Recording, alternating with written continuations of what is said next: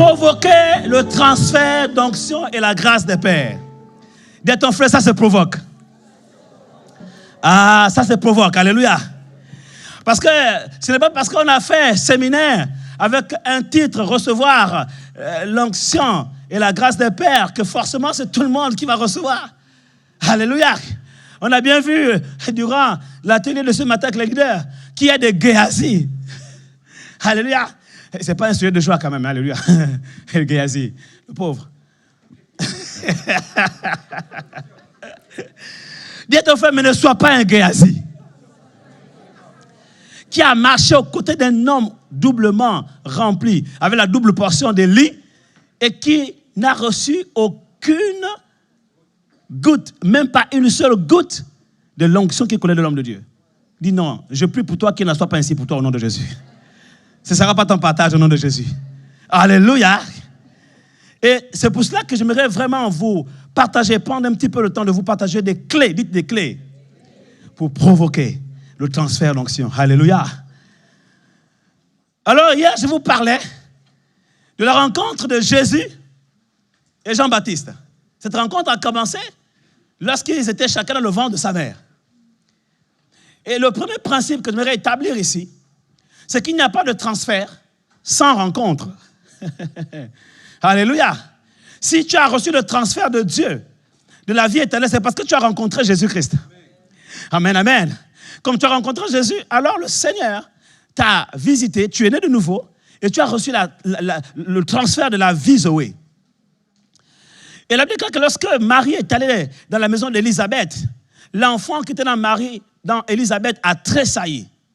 Pourquoi? Parce qu'en fait, c'était deux enfants qui avaient une destinée, qui avaient en fait des destinées liées.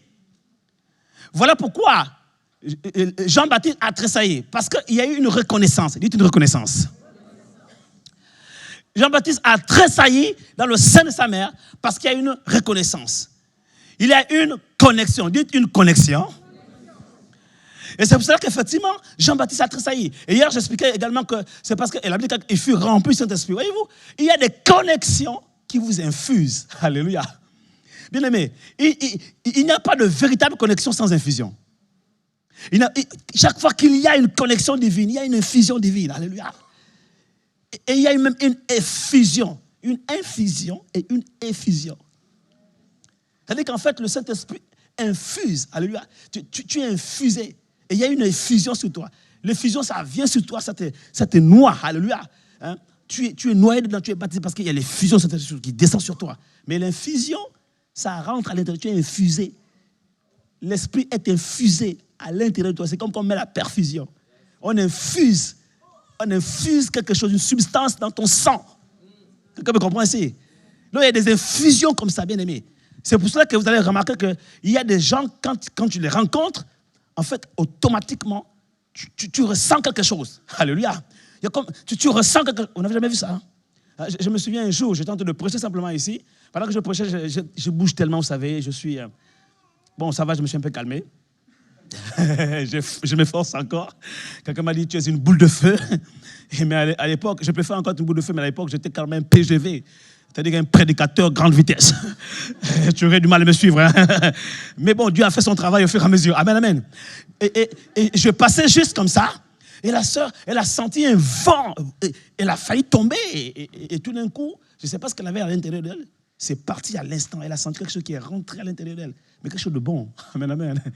Alléluia, qui est rentré. C'est-à-dire qu'il y a eu une effusion. Et elle a failli tomber à cause de l'effusion de Saint-Esprit. Et en même temps, il y a eu une infusion, une injection de l'onction à l'intérieur d'elle. My God. Bien aimé, il y a des transferts qui se font par infusion. Mais au départ, il y a une connexion. Dites une connexion. Non, pour provoquer un transfert d'onction ou de grâce, il faut prier Dieu afin qu'il t'aide à faire de bonnes rencontres. Afin qu'il te conduise vers des bonnes personnes. Que Dieu amène vers toi des bonnes connexions. Alléluia. Comme j'aime à le dire ici, si tu veux savoir là où Dieu t'amène, regarde les personnes qui l'amènent autour de toi. Bien-aimé, si autour de toi, il y a des gens qui, c'est des critiqueurs, bien-aimé, ce n'est pas des personnes que Dieu amène vers toi. Il faut les chasser. Parce qu'il y a des relations desquelles il faut s'en séparer. Amen, amen. Il faut te défaire des connexions qui ne t'apportent pas, des connexions qui ne te tirent pas vers le haut. Il faut te défaire des connexions qui te tirent toujours vers le bas. Mais il faut prier Dieu afin qu'il te conduise vers des connexions divines. Parce qu'à chaque connexion divine correspond une effusion et une infusion de l'onction du Saint-Esprit. Amen, amen. Et lorsque Jean-Baptiste a rencontré Jésus, il y a eu une connexion. Dites une connexion. Et nous connaissons l'histoire. Après, les deux enfants sont nés. Il y a un qui est né 6 mois avant l'autre, puisqu'il a été conçu 6 mois avant. C'est Jean-Baptiste. Il est venu préparer le chemin du Seigneur.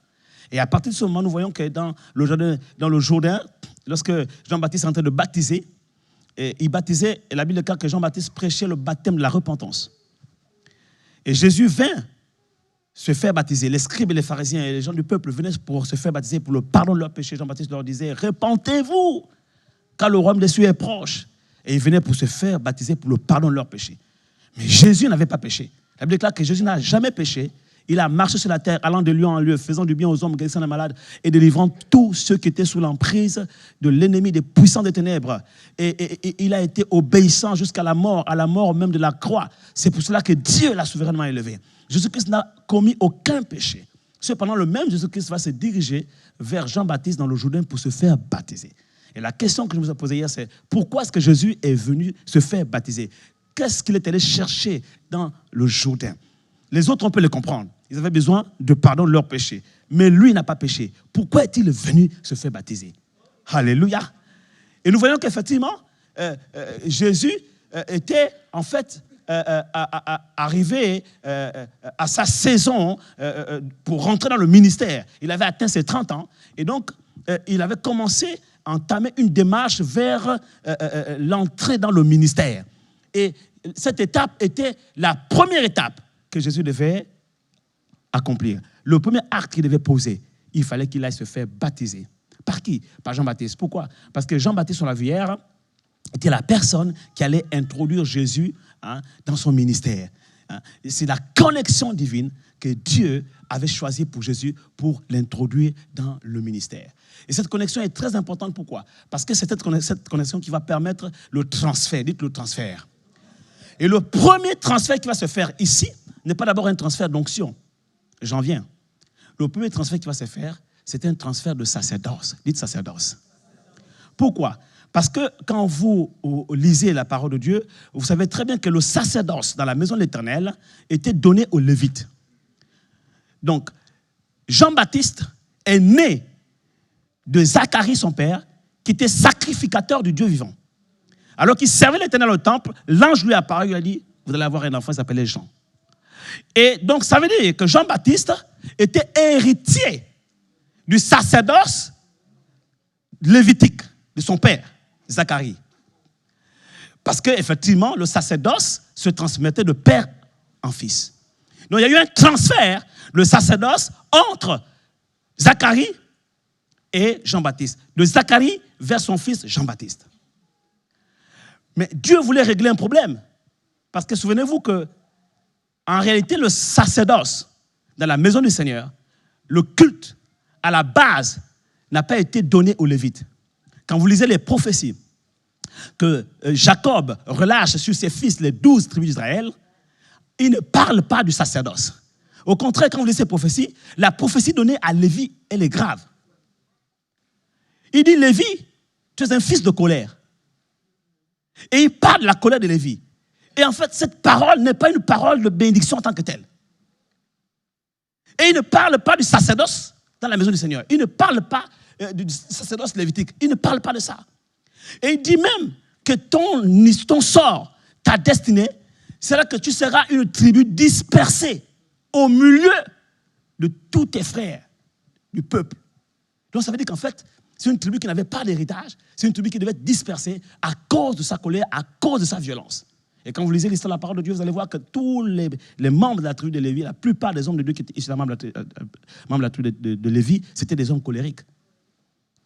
Moïse a beau être un homme fort patient, il a fini par céder.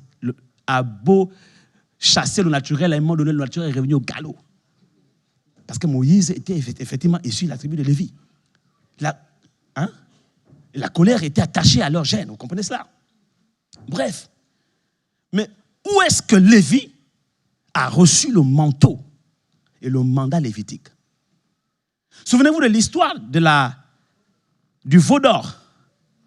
Lorsque Moïse est parti rencontrer l'Éternel sur le mont Sinaï pour recevoir les 10 commandements, quand il est revenu, derrière, le peuple avait demandé à Aaron de faire un veau d'or. Et Aaron, c'était un lévite. Vous comprenez cela? Donc, ils ont demandé à Aaron de faire un veau d'or. Alors, Aaron a fait un veau d'or parce qu'il a cédé à la pression du peuple. Ah, si tu es un leader qui m'écoute, un seul conseil. Quand Dieu t'a donné une vision, garde le focus. Ne cède jamais à la pression du peuple. Parce que le peuple a toute forme de pression. De par les paroles, de par les attitudes, de par l'impatience. Ah, mais quand est-ce qu'il va prier pour moi? Quand est-ce qu'il va me poser les mains? Quand Dieu t'a donné un message, vas-y à fond. Alléluia. Il gère le reste. Amen, amen. Quand il t'a donné une vision, va à fond. Enfin, bref, je ferme la parenthèse, là n'est pas mon propos. Et alors, quand Moïse revient, Moïse, il n'y a plus de colère. La colère des Lévites. Qu'est-ce qu'il fait? Il va casser les tables des 10 commandements. Tellement il est furieux, colère. Vous avez fait un veau d'or à l'Éternel, contre l'Éternel. Et qu'est-ce qu'il va faire, Moïse? Il va maintenant, il va faire quelque chose, il va poser un acte qui est très fort. Il va dire, bon, quand vous avez décidé d'adorer les dieux, d'autres dieux, des idoles, maintenant, j'aimerais savoir aujourd'hui qui va me suivre et qui ne va pas me suivre. Donc, il va tracer comme une limite, il va se mettre de l'autre côté, il va laisser le peuple de l'autre côté, au pied de la montagne. Il va dire, maintenant, à moi, ceux qui sont à l'Éternel. Et toutes les 12 tribus d'Israël étaient présentes. Quand vous lisez l'histoire, de toutes les 12 tribus d'Israël, la seule qui est venue rejoindre Moïse, c'est la tribu de Lévi. Alors que le sacerdoce, le culte, la louange, l'adoration, parce que c'est ça le culte, n'avait pas à la base été donné aux Lévites. La tribu qui est née avec dans ses gènes la louange et l'adoration, c'est la tribu de Juda. Et c'est là au pied de la montagne que Juda a perdu le manteau. Et le manteau a été transféré à Lévi. Quelqu'un me comprend ici? Mais Amos dit que dans les temps de la fin, alléluia, on relèvera la tente de David. Quelqu'un me comprend ici? Alors, lorsque Jésus vint au Jourdain, bien aimé, le baptême de Jésus est plus profond qu'une simple repentance ou qu'une simple connotation de préfiguration de la nouvelle naissance. C'est bien tout ça, je suis d'accord avec toute cette théologie. Mais le baptême de Jésus était un baptême avant tout de transfert de sacerdoce. Il fallait maintenant qu'un lévite accomplisse ou commence à accomplir la prophétie d'Amos. Alléluia. Alors en ce moment, Jésus dit à Jean-Baptiste, laisse accomplir ce qui est juste. C'est ça qui est juste. Alléluia. Et qu'est-ce qu'il fait, Jean-Baptiste? Il a compris tout de suite. Parce qu'ils étaient en connexion. Dites connexion. Jean-Baptiste a obéi. Et qu'est-ce qu'il fait? Il baptise Jésus. À l'instant où Jean-Baptiste a plongé Jésus dans les eaux du Jourdain, il y a eu un transfert. Le manteau sacerdotal a quitté la tribu de Lévi, a été transféré à Juda. Car Jésus est le lion de la tribu de Juda. Alléluia! Alléluia! Et une promesse avait été faite par Dieu à son fils. Il dit, je t'établis sacrificateur selon l'ordre de Melchisédek. Et qui est Melchisédek? Melchisédek est celui à qui Abraham a donné la dîme de tous ses revenus. La Bible l'appelle le roi de Salem. Sacrificateur du Dieu vivant. Il était roi de Salem, roi de justice et sacrificateur du Dieu vivant. Or, l'ordre de Melchisédek n'est pas l'ordre lévitique. L'ordre de Melchisédek est un ordre issu de la tribu de Juda, parce que Melchisédek était une préfiguration du lion de la tribu de Juda. Quelqu'un me comprend ici? Et quand vous lisez bien la définition de Melchisédek, il dit qu'il est roi de justice, roi de Salem, sacrificateur du Dieu vivant. Pourquoi sacrificateur? Alors que les Lévites, c'était eux les sacrificateurs. Parce qu'en réalité, l'ordre de Melchisédek est supérieur à l'ordre lévitique. L'ordre lévitique était limité au sacerdoce lévitique. Alors que l'ordre Melchisédek avait le sacrifice, donc la sacrificature, avait également la royauté. En cela, l'ordre de Juda, l'ordre de Melchisédek est supérieur à l'ordre de Lévi. Et Jésus devait être établi sacrificateur selon l'ordre de Melchisédek. Oh, acclame, acclame, acclame, acclame, acclame, acclame, acclame, acclame, acclame, acclame, acclame. Alléluia! Et donc, en ce moment, Jean-Baptiste est en train de retransférer le manteau et le mandat lévitique à Jésus. Alléluia. Il est en train de rendre le mandat à Melchisédek. Alléluia. Il rend le manteau. Et donc là, il y a un transfert sacerdotal qui va changer le cours de l'histoire dans toute l'histoire du peuple de Dieu. Donc ça va déterminer le reste de la nouvelle alliance. Quelqu'un me comprend ici? Parce que tout ce qui va suivre sera basé sur ce acte-là, ce transfert. Ce transfert est plus important que le transfert d'onction. Parce que ce transfert, une fois établi, quand il sort des eaux, la Bible dit que le ciel s'ouvre. Alléluia! Ça veut dire quoi? Ça veut dire que si tu n'as pas été établi dans le sacerdoce, le ciel aura du mal à s'ouvrir sur ta tête. Quelqu'un me comprend ici? La première chose pour recevoir un transfert, bien aimé, il faut d'abord établir l'ordre divin, rétablir. Je me reformule, rétablir l'ordre divin. Sous quel sacerdoce exerces-tu? Alléluia! Sous quel mandat, sous quel manteau exerces-tu? Alléluia! Si les choses n'ont pas été réajustées dans ta vie, bien aimé, le transfert ne se fera pas. Il y en a parmi nous, on a adoré des dieux étrangers. On a été attachés à des alliances héréditaires, étrangères. Bien aimé, tu dois sortir de ce sacerdoce. Quelqu'un me comprend ici? Tu dois quitter ce sacerdoce, le sacerdoce de tes pères. Tu dois sortir de là afin que tu entres dans le sacerdoce royal. Que tu te mettes sous le sacerdoce divin, selon l'ordre de Melchisédek. Et toutes les personnes qui sont nées de nouveau, automatiquement entrent dans le sacerdoce royal. Pourquoi? Quand vous lisez Matthieu, chapitre 2, on vous donne détail par détail l'arbre généalogique de Jésus-Christ. On vous dit, voilà, fils de ci, fils de là. Donc, on vous montre toute la lignée, n'est-ce pas? Et à la fin, qu'est-ce qu'on vous dit? On vous dit Jésus-Christ, fils de David, n'est-ce pas? Et après Jésus-Christ, maintenant, c'est qui?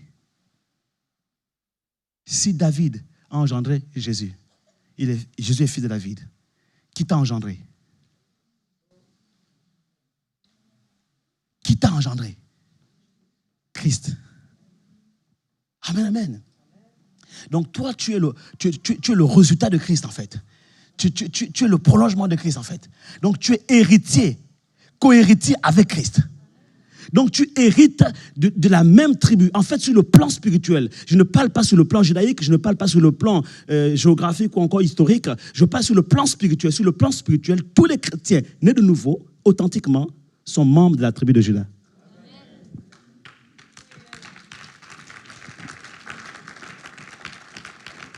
Les vrais juifs, ce ne sont pas ceux qui le sont de par la circoncision de la main de l'homme, dit la parole de Dieu.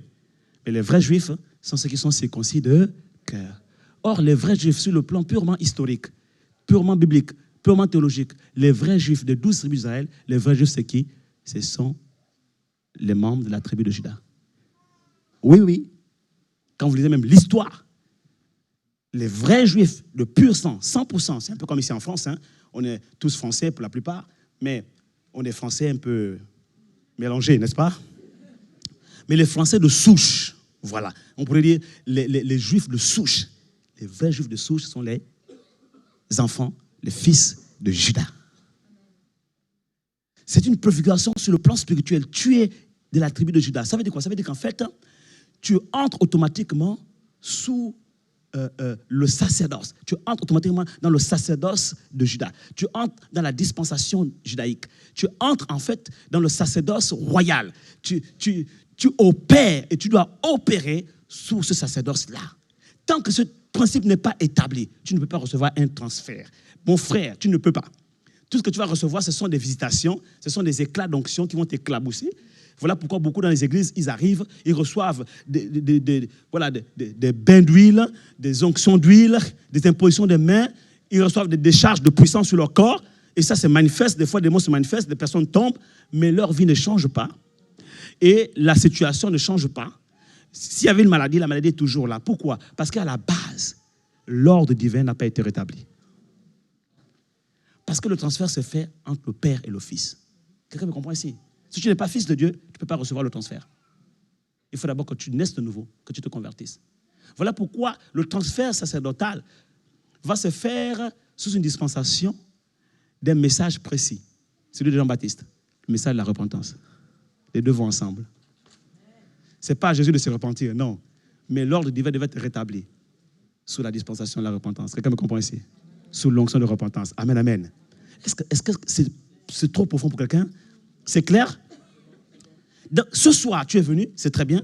Tu as besoin d'une guérison, d'une délivrance. Tu as besoin de... C'est bien. Le transfert, l'onction est disponible. La grâce est disponible. J'ai prié pour que personne ne se prive de la grâce de Dieu. Mais avant tout, rétablis l'ordre divin dans ta vie. Quelqu'un ici acclame le Seigneur. Alléluia. Sous quel sacerdoce es-tu placé? Sors des sacerdoces de ton père, des idolâtres, des choses bizarres, des pratiques. Viens, sois né de nouveau, donne ta vie à Jésus ce soir. Entre dans la lignée de la tribu de Juda. Et en ce moment, tu te mettras sous le manteau de Melchisédek. Tu rentreras dans l'ordre de Melchisédek et tu recevras le transfert selon l'ordre de Melchisédek. Le deuxième transfert qui va se faire en ce moment-là, c'est un transfert de vision, je pourrais dire ça ici. Donc, il y a eu le transfert sacerdotal, mais Jésus va recevoir un transfert de vision. La vision, c'est quoi? La vision, c'est le royaume de Dieu.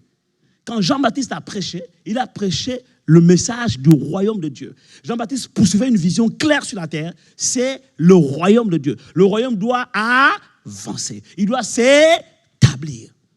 Et les gens doivent se repentir, pourquoi? Pour entrer dans le royaume de Dieu. Donc la vision que Dieu avait donnée à Jean-Baptiste, c'était le royaume. Il fallait que le royaume soit établi et que les gens entrent dans le royaume. Le royaume de Dieu, c'est la paix, la joie, la justice par le Saint-Esprit. Le royaume de Dieu, c'est simplement la sphère où règne Dieu, où sa volonté est établie, elle est respectée, où son règne par le Saint-Esprit. Donc Jean-Baptiste a prêché ça. Il a prêché ce message. Et quand il transfère le sacerdoce à Jésus, Jésus récupère le sacerdoce.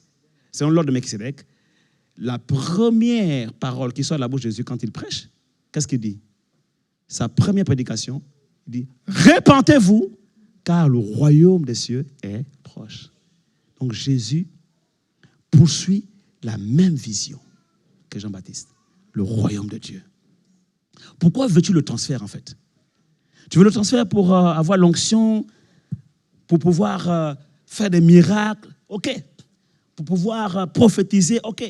Pour pouvoir opérer des délivrances, d'accord. Pour être béni, alléluia, pour être guéri, amen, amen. Tout ça, on est d'accord avec ça. Mais quelle est ta vision? Quelle est ta vision? Est-ce que ta vision, c'est le royaume de Dieu? Parce qu'il y en a qui ont besoin de l'onction et qui demandent l'onction, pas pour les intérêts du royaume, mais pour leurs propres intérêts. C'est pourquoi à la fin, Jésus leur dira, je ne vous ai jamais connu. Mais Seigneur, n'avons-nous pas chassé des démons en ton nom? Je ne vous ai jamais connu. Pourquoi? Parce qu'ils n'ont jamais fait partie de la famille de Dieu. C'est-à-dire que dans le royaume, vous savez, dans le royaume de Dieu, le royaume c'est quoi? C'est une sphère. Par exemple, si je prends le royaume de la terre, vous circulez ici en France, dans l'État Schengen, ou encore dans l'Union européenne, il y a des contrôles, n'est-ce pas? Pour montrer que vous êtes vraiment membre de l'Union européenne, ou encore membre de l'État Schengen, ou encore membre du territoire de la nation française, vous avez une carte d'identité. Vous êtes enregistré, vous êtes répertorié, on vous connaît. L'État français vous connaît. Si vous habitez, par exemple, la Côte d'Ivoire, vous habitez, je ne sais pas moi, l'Égypte, peu importe le pays où vous habitez, vous êtes français, vous êtes connu de votre nation. Quelqu'un me comprend ici? Et s'il y a un problème quelque part là-bas, il y a des attentats, etc., automatiquement, il y a un message qui est envoyé par l'État français vers l'ambassade française dans ce pays pour donner des instructions pour la sécurité et la protection de ses ressortissants. Alléluia. Quelqu'un me comprend ici? Ça veut dire qu'en fait, ta nation, ta partie te reconnaît. Pourquoi? Parce que tu fais partie de cette nation. Et le royaume de Dieu est une nation sainte. Un sacerdoce royal, une nation sainte. Donc quand tu entres dans le sacerdoce lévitique, quand tu rentres dans le sacerdoce, autant pour moi, de Melchisédek, selon l'ordre de Melchisédek, tu entres dans une lignée de la tribu de Juda sur le plan spirituel, tu deviens un vrai juif, spirituellement parlant, donc un chrétien, né de nouveau, converti, automatiquement dans le ciel, ont établi un arc de naissance spirituelle. Non, tu ne connais pas encore ton nom. Parce que tu découvriras ton nom, en fait, le jour tu seras devant le Seigneur. L'Apocalypse te dit que ce jour-là, on te remettra un caillou. Et sur ce caillou sera inscrit ton nom. Quelqu'un me comprend ici? Donc sur la terre, par exemple, tu t'appelles Makoulou Jean-Baptiste. Ça, c'est ton nom terrestre. Tu es né d'un père et d'une mère. Ce qui est né de la chair est chair, ce qui est né de l'esprit est esprit. Quelqu'un me comprend ici? Donc tu as reçu un transfert de la vie, bios de ton père, de sang humain, et en même temps tu as reçu un transfert d'héritage et avec le nom qui convient. Et des fois derrière ce nom-là, il y a un lourd héritage, un lourd. Voilà pourquoi Jésus-Christ, quand beaucoup de personnes à la parole de Dieu se convertissaient, Dieu changeait automatiquement leur nom. Parce que derrière le nom se cache vraiment un lourd héritage, un transfert d'héritage, d'alliance compliqué, mon frère. Compliqué. Ah oui. Abraham, il dit, tu ne seras plus Abraham, tu deviendras Abraham. Enfin, bref, vous connaissez l'histoire. Sarah, tu deviens Sarah. Saul, tu deviens Paul. Parfois, ça tient juste sur une lettre. Dès que l'héritage de père est calé sur une lettre. Quelqu'un ici acclame le Seigneur. Alléluia. Alléluia. Donc, Dieu, des fois, il a juste besoin de modifier une lettre. Tu comprends? Parce que, vous savez, c'est profond ce que je dis. Hein? Il est l'alpha et l'oméga. Alpha, c'est alphabet. Tout se joue sur les mots, sur les lettres. Vous comprenez ici? Voilà pourquoi Jésus lui-même s'est positionné comme étant l'alpha. Donc la parole. Tout ce qui est malédiction, bénédiction, transfert se joue dans l'alphabet. Même les notes de musique sont calées sur l'alphabet. Do, ré, mi, fa, sol, la, si, do. C'est l'alphabet. L'action du diable est calée sur les lettres, l'alphabet. Les incantations, par exemple. Ça se fait sur des lettres, des mots. Vous comprenez cela? C'est pourquoi la bénédiction et la malédiction, c'est une affaire de parole. Bénédire, bénédire, bénédiction, malédire, malédiction. Vous comprenez cela? C'est une affaire de parole. Mais nous bénissons le Seigneur parce que le lion de la tribu de Juda, établi selon l'ordre de Melchisédek, est lui-même la parole personnifiée. Au commencement était la parole. Et la parole était avec Dieu. La parole était Dieu. Jésus-Christ est la parole. Ça veut dire que quelles que soient les malédictions qui ont été tissées avec des mots contre ta vie, tous ces mots-là sont dans l'alphabet. Oui, A, B, C, D jusqu'à Z là. De A à Z, on dit c'est alpha, oméga. A, alpha. Z, oméga. C'est Jésus. Toutes les autres lettres, B, C jusqu'à X, sont contenues dans A et Y. Et Z autant pour moi, merci. Alléluia. C'est en même temps un test pour ceux qui ont oublié l'alphabet là. On acclame le Seigneur, alléluia. En fait, moi j'aime bien grec parce que c'est la génération Y. On est Jung. Hein? Pas Jung dans le sens de voyou, non. Mais jeune, hein, Jung. Acclame. Oh, alléluia. C'est la génération. C'est la génération. Alléluia. Donc, imagine par exemple qu'un sorcier attaque un enfant de Dieu, issu de la tribu de Juda, qui a reçu le transfert du sacerdoce royal et lévitique en même temps. C'est-à-dire qu'il est dans une tribu supérieure. C'est-à-dire que ce qui est céleste est supérieur à ce qui est terrestre. Et il n'opère pas dans ce qui est sur la terre. Il opère à un autre niveau. Quelqu'un me comprend ici? C'est un insaisissable. C'est-à-dire que lorsqu'il est né de nouveau, il est né d'en haut. Il ne vient pas de la terre, il vient d'en haut. Alléluia. Et la Bible dit qu'il est comme un vent. Car ce qui est né de l'esprit est esprit. Et quiconque est né de l'esprit de Dieu est comme un vent. Quand le vent souffle où il veut, tu ne sais pas d'où il vient et où il va. Il en est ainsi de quiconque est né de l'esprit de Dieu. Tu es un vent. Alléluia. Insaisissable. Oh, invisible. Tu es selon l'ordre établi spirituellement, selon l'ordre de Melchisedec. Quelles que soient les incantations qui vont être faites contre toi, avec des lettres, des mots. Abracadabra. Parce que abracadabra est une composition de lettres comprises entre A et Z. Or, A et Z, c'est alpha, oméga. C'est Jésus-Christ de Nazareth. Ah, alléluia! Toutes les abracadabras seront rendus nuls et sans effet parce qu'ils sont neutralisés et phagocytés par A et Z. On acclame le Seigneur, alléluia! Acclame, acclame, acclame, acclame, acclame, acclame, acclame, acclame. C'est le premier transfert d'héritage que tu as reçu. Ton héritage en Christ, ton identité en Christ Jésus. Le diable ne peut pas te tuer. Il ne peut pas te tuer, c'est pas possible. Pourquoi le diable arrivait à tuer les saints avant et à les enterrer? Parce qu'en fait, à l'époque, Jésus-Christ n'était pas encore arrivé. Il n'était pas encore établi selon l'ordre de Melchisedec. Il n'y avait pas encore eu le transfert sacerdotal. Et donc, tout était fait sous le transfert lévitique. Mais le transfert lévitique était un transfert, en fait, c'était l'ordre lévitique était un ordre par défaut. L'ordre lévitique était un ordre temporaire. Quelqu'un me comprend ici? Mais quand ce qui est parfait est arrivé, my God, il y a eu un repositionnement, un réajustement structurel. Toutes les structures spirituelles ont été réajustées. L'ordre divin a été rétabli. À partir de ce moment, le diable ne peut plus tuer un seul saint. Impossible. Si le diable pouvait te tuer, il l'aurait fait depuis longtemps. Tu as compris, maman? Si le diable pouvait te tuer, il l'aurait fait depuis longtemps. Parce qu'il ne loupe aucune occasion. Mais s'il ne peut pas le faire, c'est parce que toi, tu es caché entre A et Z. Acclame, acclame, acclame, acclame, acclame, acclame, acclame, acclame. Alléluia! C'est pour cela que tant que Dieu n'a pas encore dit son dernier mot, mon frère, ma soeur, reste tranquille. Il a toujours le dernier mot. Il est toujours l'oméga. Il est toujours l'oméga. Même Satan existe parce que Dieu n'a pas encore dit son dernier mot.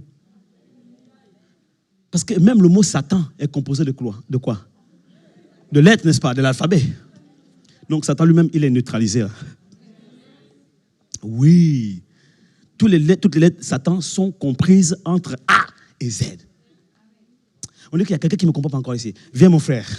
Je dois avancer. J'ai d'autres clés à vous donner. Dites, provoquer le transfert d'onction et de grâce. Alors, imagine mon frère, toi tu es A. Viens ma soeur. Toi tu es Z. N'est-ce pas? Donc, toutes les lettres qui sont entre A et Z sont neutralisées. Maintenant, imagine. Bon, c'est pas toi. Tu n'es pas Satan. Mais imagine que, viens, tu vas jouer un peu ce rôle en attendant. Mais tu es couverte par le sang de Jésus. Sans effet, ok? Donc tu es là, mets-toi là. Tu fais tes abracadabras, tu vas atteindre, moi, homme de Dieu, serviteur de l'Éternel, établi selon l'ordre de Melchisedec, membre de la tribu de Judas sur le plan spirituel, alléluia, né de nouveau, amen, amen, descendu d'en haut. Tu fais tes abracadabras, mais il y a alpha, oméga. Tout ce que tu fais là, c'est entre alpha et oméga. Avancez au fur et à mesure, avancez. Vas-y, fais tes trucs. Avancez seulement, avancez. Ça, Satan. Qu'est-ce qui se passe? Neutralisé! Acclame. Merci. Acclame. Alléluia! Et comme une lettre ne peut pas quitter l'alphabet, Satan est obligé de subir. Acclame. Il est obligé de subir. C'est pourquoi il déclare que ta vie est cachée en Dieu, en Christ Jésus. Acclame le Seigneur, acclame le Seigneur. Oh my God, tu n'as rien à craindre, ma sœur.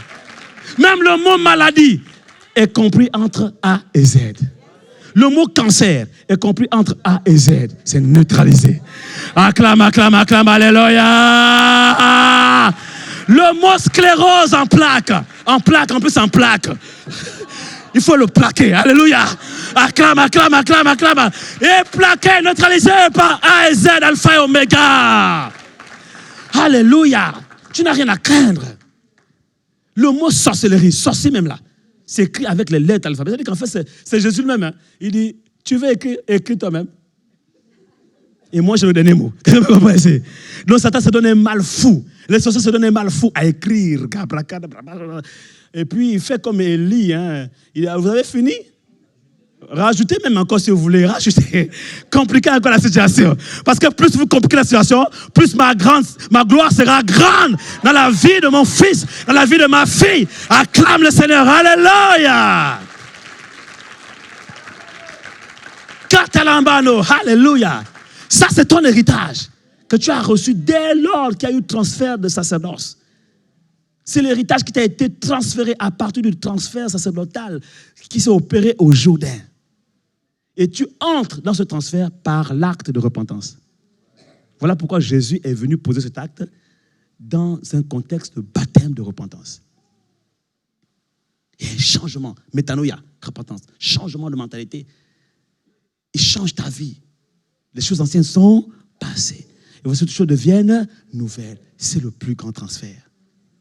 Maintenant, après ce transfert, s'en est suivi le transfert de la vision, donc le royaume. Tout enfant de Dieu né de nouveau doit poursuivre une vision, la vision du royaume. C'est pourquoi Jésus a dit, allez partout dans le monde, prêchez la bonne nouvelle du royaume. La bonne nouvelle du royaume. Celui qui croira et qui sera baptisé sera sauvé. Et il a dit à ses disciples, attendez là, à Jérusalem. Je vous enverrai un transfert, alléluia, un transfert d'onction et de puissance qui va vous donner la capacité d'aller accomplir ce mandat divin. Donc, tant que tu n'es pas calé à la vision du royaume, aller partout dans le monde, prêcher la bonne nouvelle de l'évangile, tu n'as pas le fardeau de voir les malades être guéris, les paralytiques se lever et marcher, les gens sortir des emprises de ténèbres et rentrer, être propulsés dans le royaume de lumière. Tant que ton cœur ne bat pas pour le salut des âmes, tu peux toujours demander transfert d'onction. Mon frère, tu vas attendre. Ma soeur, tu vas encore attendre longtemps parce que ton cœur bascule vers les fardeaux de Dieu pour l'humanité. Et que tu acceptes la vision du royaume, d'aller annoncer la bonne nouvelle du royaume de Dieu. Et c'est le deuxième transfert que Jean-Baptiste va opérer. Il va transférer la vision du royaume. Et Jésus lui-même, il va poursuivre cette vision. Il va prêcher le message du royaume. Il n'y a pas un autre message que le royaume. Le royaume de Dieu est proche. Le royaume de Dieu est proche. Le royaume de Dieu est proche. Et ça, c'est notre prochaine étape. J'en ai parlé au leader tout à l'heure. Après le transfert sacerdotal, c'est le transfert de la vision du royaume. Et quand le transfert de la vision du royaume est établi, alors il y a un transfert d'onction maintenant. Parce qu'à la Pentecôte, c'est l'onction qui est descendue. Dynamis, la puissance. Parce que le Saint-Esprit était déjà en eux. Quand le Seigneur a soufflé sur eux, recevez l'Esprit. Donc le Saint-Esprit était déjà en eux. Mais à la Pentecôte, c'est la puissance, le revêtement qui est descendu sur eux pour aller annoncer la bonne nouvelle du royaume. Aller accomplir la vision du royaume. Est-ce que Dieu bénit quelqu'un ce soir? Pourquoi tu n'acclames pas le Seigneur? Alléluia. Donc les gens qui m'écrivent sur Internet, qui m'envoient les mails, homme de Dieu, prophète, transfère-moi l'onction. Je ne sais même pas quelles sont tes motivations. Tu veux faire quoi? Une démonstration d'esprit, de puissance de qui? De quel esprit? Vous connaissez l'histoire. Quand le magicien, là, Simon, il a vu que les apôtres transmettaient le don du Saint-Esprit par imposition de main, il a voulu acheter le don. Donc il a demandé un transfert en voulant payer. Et la Bible nous révèle clairement, à travers cette histoire, les motivations malsaines que cet homme avait. Il voulait un transfert pour des intérêts, des raisons malsaines. Il voulait un transfert d'onction, de pouvoir, parce qu'il était déjà magicien à la base, donc il voulait augmenter son pouvoir. Et j'ai vu ça. Donc il vient à l'église parce qu'il reconnaît qu'on dirait que là, l'homme de Dieu, là, il a une puissance supérieure à celle que j'ai. Donc, s'il peut mettre mes mains sur moi, ses mains sur moi, ça va augmenter mon pouvoir. Et si tu n'as pas de discernement, toi, homme de Dieu, tu mets tes mains sur la personne, il va y avoir un transfert d'un côté vers l'autre. Je souhaite que ce soit vraiment de ton côté vers lui, comme ça au moins il tombe et puis il est délivré. Mais si tu n'es pas correctement positionné, mon frère, attention. Hein? Mais les apôtres n'ont pas accepté, n'est-ce pas? Ils ont refusé d'ailleurs, ils l'ont réprimandé sévèrement. Si tu ne fais pas attention, tu vas mourir. Parce que les dons de Dieu ne s'achètent pas. En d'autres termes, on ne peut pas faire un transfert pour des motivations malsaines. Quelqu'un me comprend ici? Impur. Quelles sont tes motivations quand tu veux le transfert? Amen, amen. Et l'autre transfert qui s'est opéré au Jourdain, c'est le transfert du message. Le premier message que tu reçois, c'est toujours de ton père spirituel, quel que soit ton ministère. Parce que tu es né dans une éducation, tu es grandi dans une éducation, tu es né dans un message, tu es grandi dans ce message. Et à partir de ce message, maintenant, tu découvres ce que Dieu a déposé en toi. Et maintenant, tu peux t'envoler comme un aigle vers d'autres horizons, mais sur la base d'un message. Nous autres, on est nés de l'Alliance chrétienne et missionnaire du Gabon. Ils ne connaissaient pas la base du Saint-Esprit, mais ils enseignaient beaucoup sur la sanctification. Mon frère, quand un pasteur de notre église d'origine au Gabon prenait le micro pour t'enseigner sur la sanctification, même si tu étais chrétien, né de nouveau, converti, tu avais envie de te reconvertir. Et on a grandi dans cette éducation, dans ce message, sanctification, sanctification. Et quand on commence au ministère pastoral, les gens disaient, mais oui, le pasteur Nina, elle parle trop de sanctification. C'est une fille qui est née dans ce message. C'est comme, elle est tombée dans la marmite d'huile. Comment il s'appelle encore? Obélix. Plouf! Acclame, acclame, acclame, acclame, acclame. Elle est née dedans, ce n'est pas sa faute. Elle a grandi dans ce message, elle a reçu ce transfert d'héritage. Heureusement d'ailleurs. Parce que moi, quand je l'ai rencontrée, j'étais responsable de jeunes, d'accord, et tout. Bon, j'aimais Dieu, je craignais Dieu, d'accord, mais pas autant qu'elle. Et puis, bon, il y a des choses que je peux me permettre. Je me dis, bon, c'est pas grave, etc. et tout, mais elle m'a taillé. Dieu l'a utilisé pour me monder, me tailler. Je trouvais parfois qu'elle était un peu trop... Elle abusait un peu quand même, hein. Mais ça m'a... Et aujourd'hui, maintenant, je suis sur mesure. On acclame, on acclame, on acclame, alléluia. Je me souviens quand on était fiancés. On était fiancés. Vous savez, les sœurs, j'ouvre une parenthèse. Il faut attention. Nous, on écoute tous les mêmes messages. On est nés dans la même église, dans les mêmes messages. Mais les sœurs, vous êtes plus sensibles aux choses de l'esprit que les frères. Les femmes, elles, parce qu'elles ont les entrailles. J'ai parlé d'entrailles hier, hein, le Saint-Esprit. Donc, elles ressentent plus le Saint-Esprit. Donc, elles craignent plus Dieu. C'est la raison pour laquelle le diable est allé tenter la femme. Parce que le diable savait qu'elle avait une sensibilité spirituelle. Donc, elle était plus sensible au monde spirituel. On écoute les mêmes messages, hein, et on sait que c'est vrai. Et puis, comme j'aime à le dire, quand tu n'es pas encore confronté à la situation, tu te sens vraiment fort, quoi. Tu dis, oui, quand on pleure, vous ne devez pas avoir, pas de flirt pendant les fiançailles. Amen! Toi, nous, on crie Amen. Maintenant, quand je me suis fiancé, à un moment donné, comme ça, j'ai bien, un peu... Elle me regarde, ça m'a fait. Tu dis quoi? Non, en fait,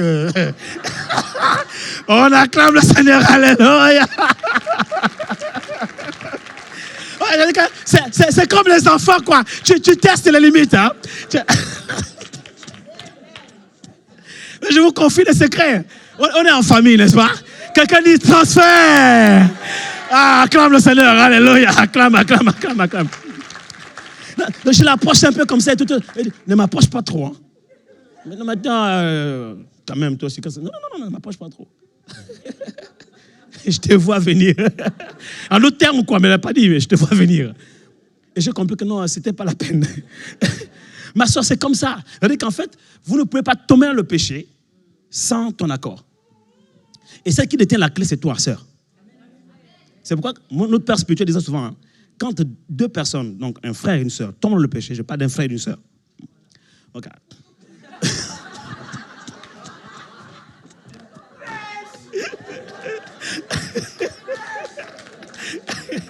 Oui, parce qu'aujourd'hui, maintenant, dans l'église, on ne sait plus. Dans ce siècle présent, on ne sait plus c'est à la fin. C'est compliqué. Et notre père spirituel m'a souvent dit qu'en fait, la faute, c'est toujours la faute de la sœur. Moi, je ne comprenais pas. C'était injuste. Mais je comprenais pourquoi. Parce que c'est toi qui es la porte. Tu peux fermer comme tu peux ouvrir. C'est toi qui as la clé même.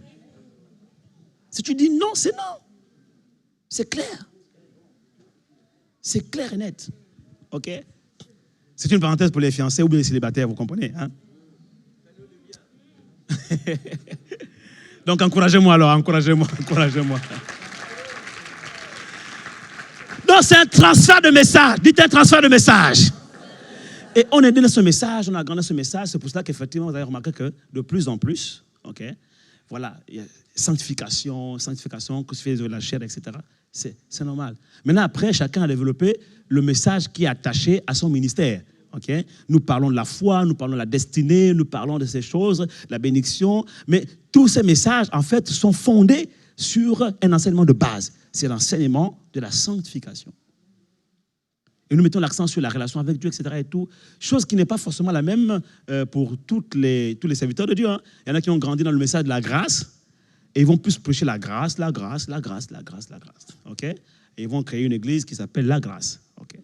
Ils vont bâtir un ministère qui s'appelle la grâce. Tout est sur la grâce. Okay? D'autres, ils ont grandi la bénédiction. Bénédiction. Ils vont créer un ministère avec un nom peut-être attaché à la bénédiction. D'autres ont plus expérimenté une facette de Dieu sur la finance.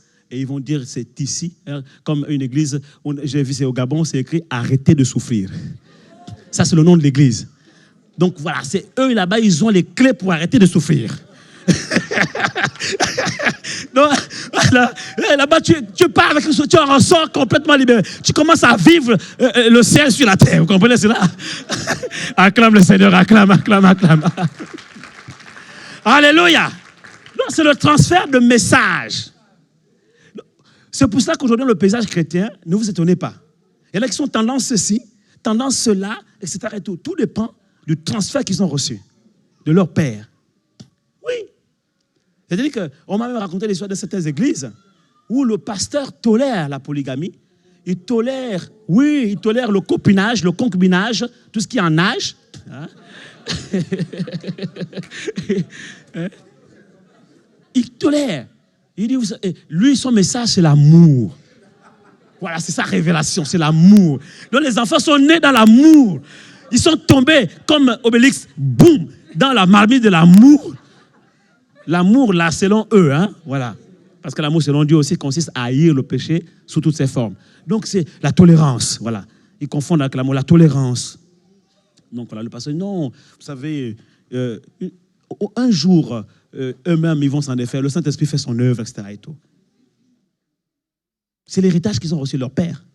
C'est le transfert qu'ils ont reçu. Et quand ils vont bâtir leur ministère, ils vont bâtir leur ministère aussi sur la base de cet amour-là, cette compréhension de l'amour. Et donc, il y aura une tolérance. La Bible dit là que grand et spacieux est le chemin qui mène à la perdition. Et il y en a beaucoup qui y vont. Donc, les églises où on enseigne la sanctification et la crainte de Dieu, c'est une porte resserrée. Mais ce matin, avec les leaders, Dieu nous a dit, quand Dieu lève un leader, il lui donne aussi une vision. Et à cette vision est attachée un message. Peu importe les gens qui ne suivent pas la vision, il y a un peuple pour cette vision. Je le répète, il y a un peuple pour cette vision. Ne poursuis pas la quantité de personnes. Poursuis la vision et le peuple qui a été préparé par Dieu pour cette vision viendra à toi. Car Jésus même l'a dit quand il a prié pour ses brebis. Il a dit, Père, que tout ce que tu m'as donné vienne à moi. La prière sacerdotale, la prière pastorale. Dans la prière pastorale, Jésus le mentionne. Donc tout pasteur doit prier comme ça. Père, que tout ce que tu m'as donné vienne à moi. Et ce matin, on a encore vu, et je ne laisserai perdre aucun de ce que tu m'as donné. On a développé cet aspect, le fait justement de perdre le troupeau. Bref, est-ce que quelqu'un me comprend ici? Des transferts de messages. D'autres, ils ont grandi dans une église avec un message attaché aux sciences humaines. Ils ont un transfert des sciences humaines. C'est-à-dire que, vous savez, c'est la zénitude. Calmez-vous, pas trop de bruit, battez un peu trop les mains, criez un peu trop. Chut, silence, Dieu dort. Donc c'est le recueillement, alléluia, amen. Donc quand il y a une sœur qui arrive d'une église ADD, par exemple, là-bas, parce qu'ils ont beaucoup développé l'aspect parlant langue et interprétation des langues. Elle rentre dans une telle église, il y a un silence absolu, elle commence à parler. Ainsi parle l'Éternel, ainsi parle l'Éternel. Tout le monde se retourne. Oh, sacrilège. Scandale. Il y a un tohu-bohu. Quelqu'un me comprend? On acclame Jésus, on acclame Jésus, on acclame Jésus. Oh, ou bien quelqu'un qui revient de Sive, qui vient avec fire, fire, fire. Ils vont faire, mais qui est celui-là? Non, parce que là-bas, c'est le calme. Imagine des enfants qui grandissent dans une telle église. C'est ennuyeux quand même. Hein? Vous avez la grâce d'être né et tombé dans une bonne huile. Acclame le Seigneur, alléluia. Acclame le Seigneur. Maintenant, après, il y a toujours des réglages à faire. Parce que bon, il faut faire aussi attention de ne pas trop déborder. Quand lui déborde aussi, là, il faut faire attention. Hein? Il faut, ouais. Quand ça déborde pour le bien, c'est bon. Mais quand ça déborde pour le gaspillage, c'est pas bon aussi. Hein? On gaspille parfois le temps, on gaspille parfois les... Non, il faut vraiment être aussi dans la sagesse de l'esprit. Amen, amen.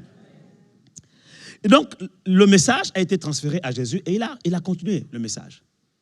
Amen, amen. Et là également, je vais vous dire,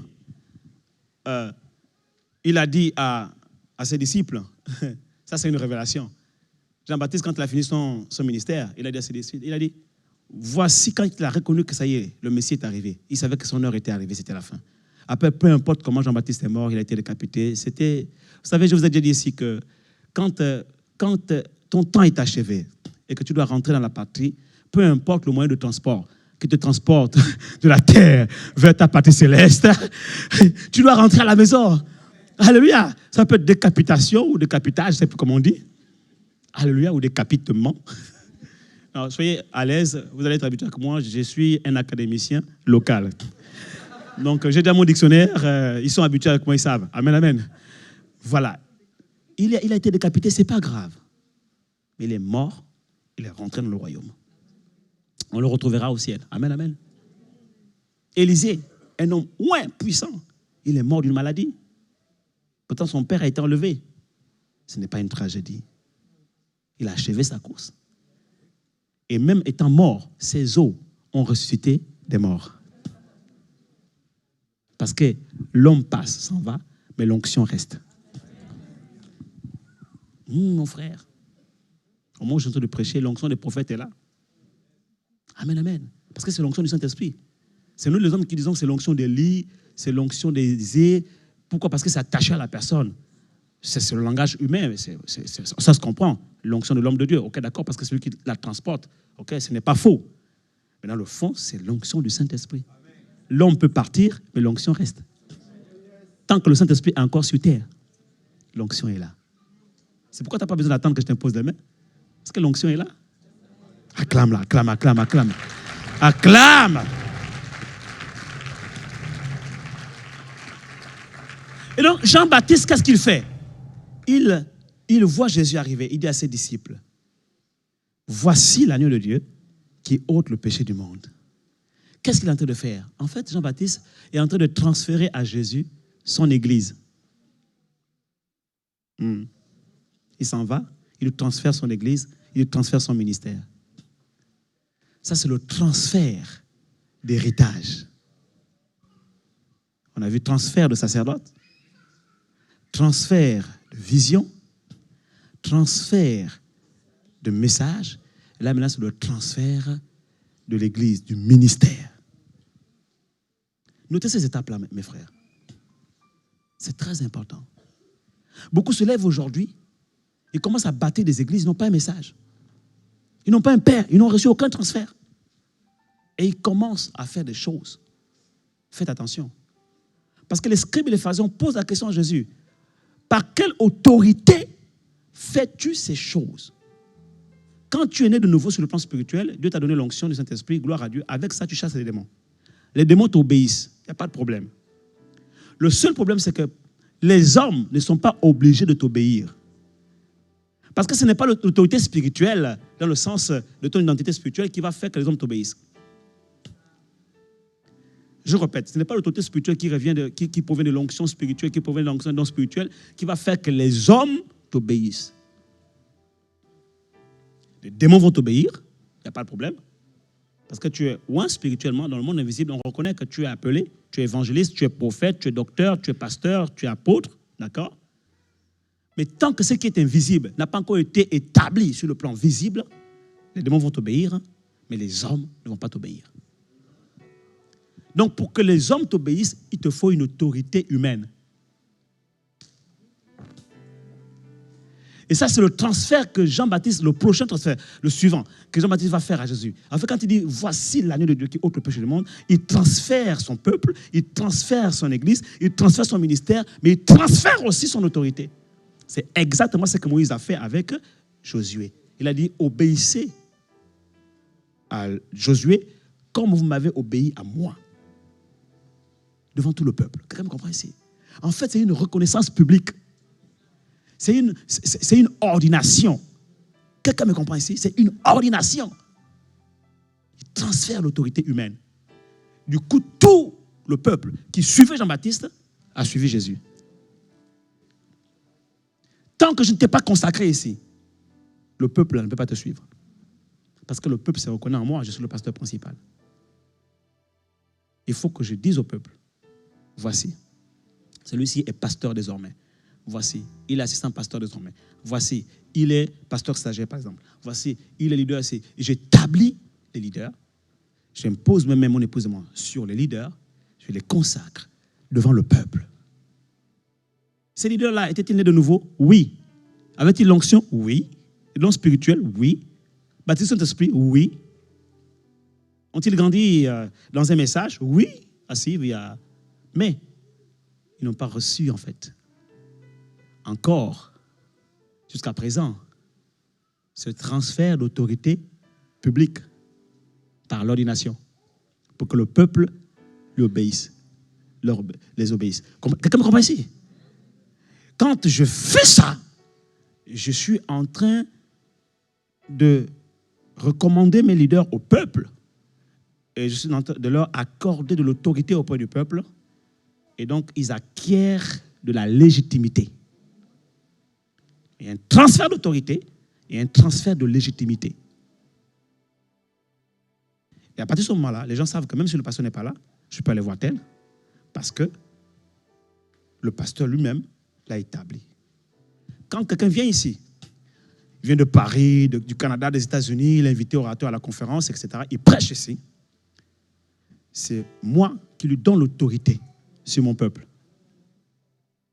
Et je suis garant de ce qu'il va transférer au peuple. C'est pour cela qu'on ne donne pas le micro ici à n'importe qui. Parce que quand quelqu'un est ici, il envoie, il transfère. Et nous sommes responsables devant Dieu de ce que vous allez recevoir. Donc mon épouse et moi, on a compris quelque chose, on se positionne comme intercesseur entre vous et l'orateur. Et on prie, Seigneur, on le connaît, mais toi tu le connais mieux que nous. Alors que tout on est comme ça. Sur le plan, dans la prière, sur le plan spirituel, on est comme ça, on est là en train de prier. Que tout ce qui vient de lui, qui émane de lui, vers le peuple, soit filtré. Que tout ce qui est mauvais s'en aille. Que tout ce qui est bon se le passe. Mais toi, quand tu te mets devant ton écran de télévision, d'ordinateur, pour écouter quelqu'un sur Facebook, sur YouTube, qui est ton filtre? La Bible déclare que le berger est la porte des brebis.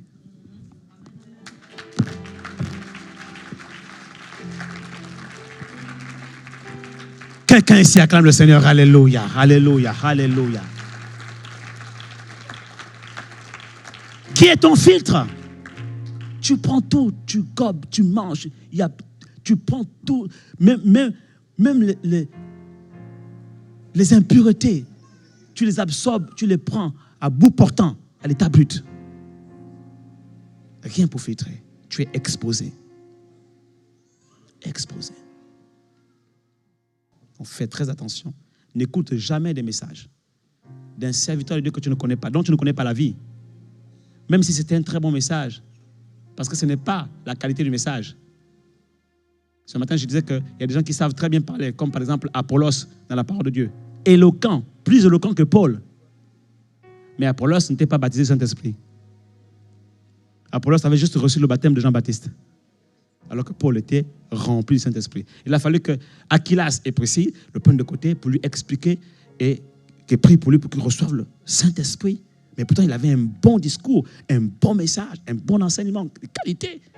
Mais il ne pouvait rien transférer, en fait, si ce n'est la lettre. Ah! Est-ce que j'aide quelqu'un ce soir? Or, la lettre tue. C'est l'esprit qui vivifie. Et quand Aquilas et Priscille ont vu ça, ils l'ont pris de côté. Ils ont vu qu'il aimait Dieu, qu'il était sincère. Ils l'ont expliqué. Que tu ne peux pas faire ça sans des Holy Ghost. Sans des Holy Spirit. C'est lui qui te donne la capacité surnaturelle de parler au cœur de l'homme et de transmettre la vie. Ils ont prié pour lui. Donc Priscille et Aquilas ont été les mentors d'Apollos. Barnabas a été le mentor de Paul, celui qui l'a intronisé, qui l'a introduit auprès des pères de l'Église à Jérusalem, les apôtres. Parce que lorsqu'il a commencé le ministère, il voulait évoluer tout seul. Il dit, quand vous lisez ses écrits au début, il dit, je l'ai reçu par révélation, ni de la chair, ni du sang. Dieu a fait comprendre qu'attention, tu as besoin d'un père. Ton père, c'est Barnabas. Et tu as besoin des mentors, tes maîtres sont à Jérusalem. Et il est parti, il a fait, je crois, 7 ans au pied des apôtres. Et ce n'est qu'à l'issue de ces 7 ans que le Saint-Esprit dit, mettez-moi à part Saul et Barnabas pour l'œuvre à laquelle je les ai appelés.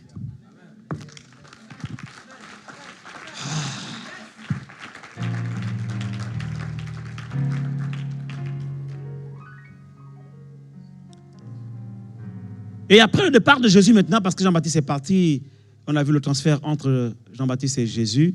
Jésus aussi, après il est parti, il y a eu un transfert entre Jésus et les disciples.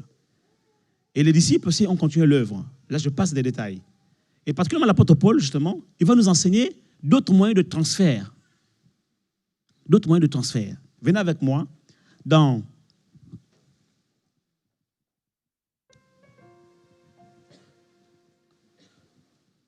Romains. Romains chapitre 1, verset 11.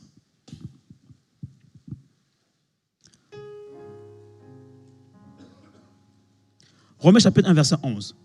Car je désire vous voir pour vous communiquer quelques dons spirituels, afin que vous soyez affermis.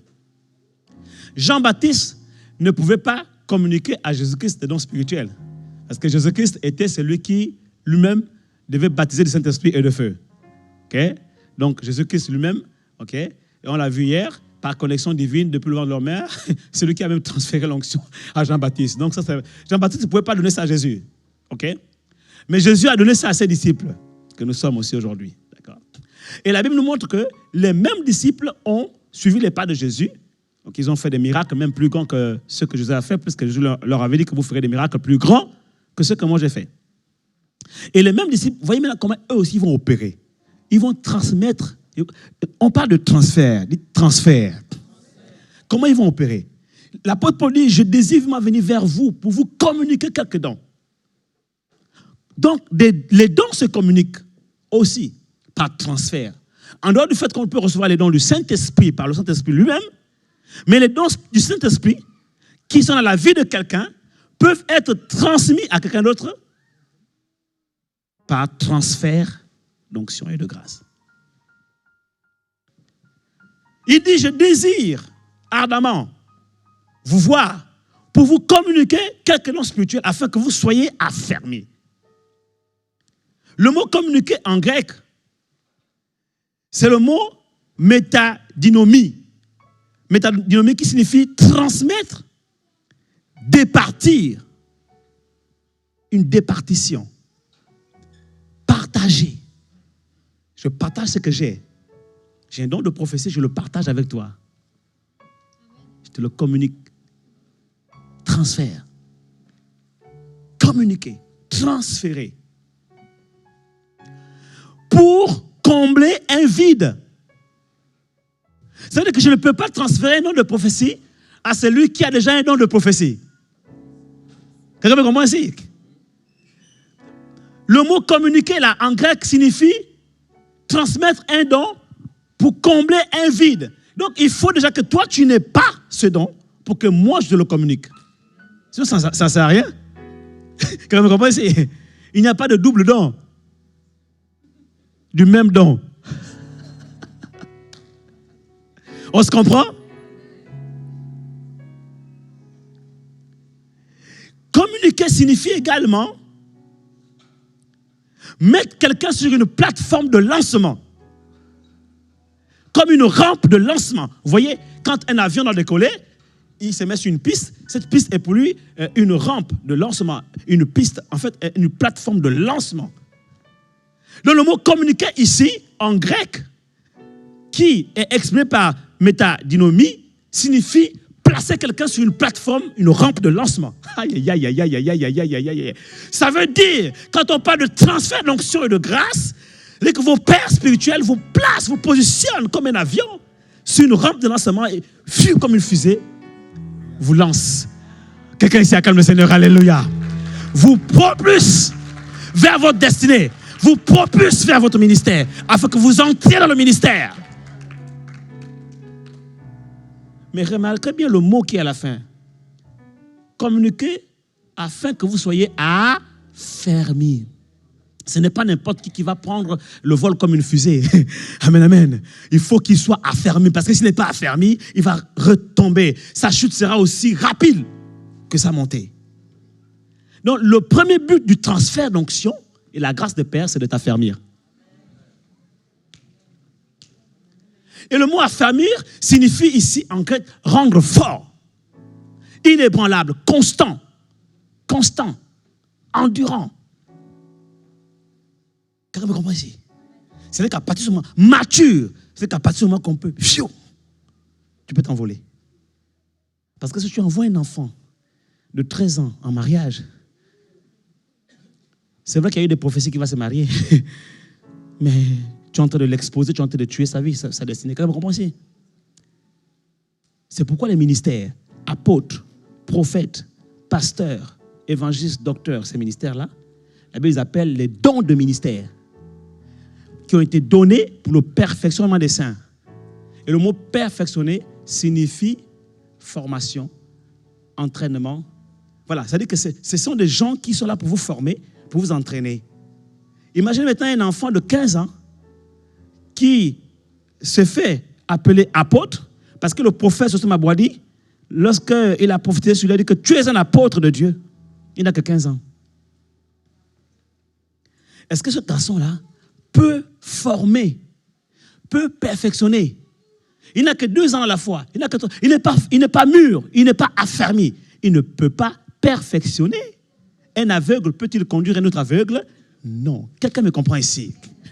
Donc, il y a des appels au ministère et il y a les ministères eux-mêmes. Il y a les appels au ministère et il y a les ministères eux-mêmes.